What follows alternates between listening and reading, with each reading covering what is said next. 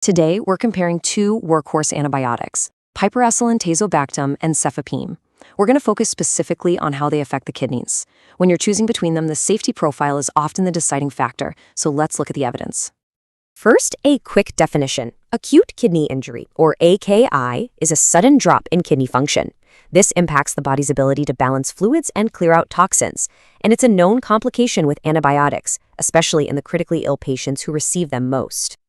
Here's our plan. We'll start with a direct comparison, then look at the AKI profile for Piperacillin-tazobactam. After that, we'll see how cefapime's risk is different, touch on the vancomycin combination, and finish up with some clinical practice recommendations. All right, let's start with the agents themselves. Both are powerful options for serious infections, but they share a major safety concern. So you've got Piperacillin-tazobactam and cefepime. Both are broad spectrum and both are used for severe infections.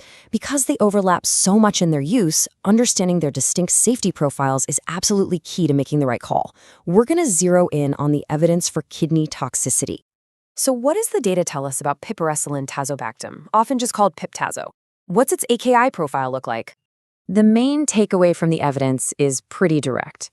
Piperacillin-tazobactam is linked to a higher rate of acute kidney injury when you compare it to cefepime. This is a consistent finding. Let's put a number on that. 1.77. That was the hazard ratio for AKI found in a large study of critically ill patients. What this means is that exposure to Pip-Tazo was associated with a 77% higher risk of developing AKI compared to cefepime. That's a big difference. And there's more. Here's another number. 6.75. That's an odds ratio for AKI from another study. This was with Pip-Tazo used as monotherapy, showing that even by itself, the risk is significantly higher. And this isn't just about a rising creatinine. The increased AKI risk leads to a real-world outcome, a greater need for renal replacement therapy, or RRT.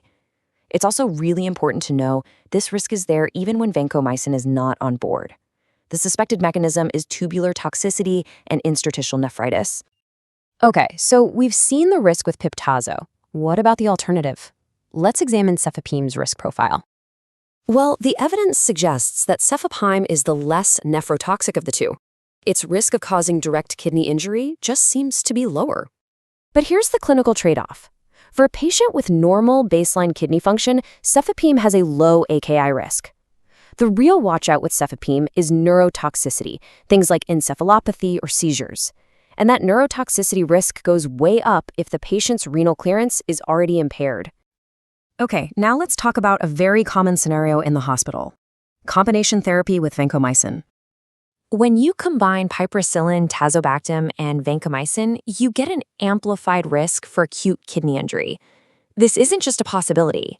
It's a well-documented synergistic effect, and it's a major clinical concern. And the effect is significant. This drug combination can lead to more severe stages of AKI. That's why for any patient on this regimen, mandatory and frequent monitoring of their kidney function is the standard of care. You have to track their serum creatinine and urine output.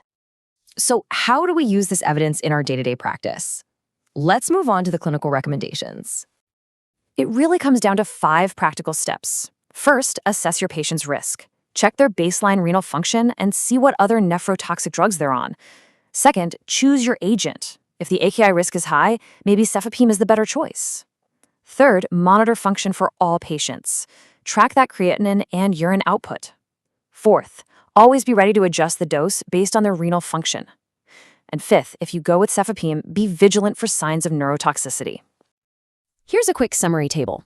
For Piperacillin-tazobactam, the primary risk is AKI, and that risk is significantly increased by vancomycin.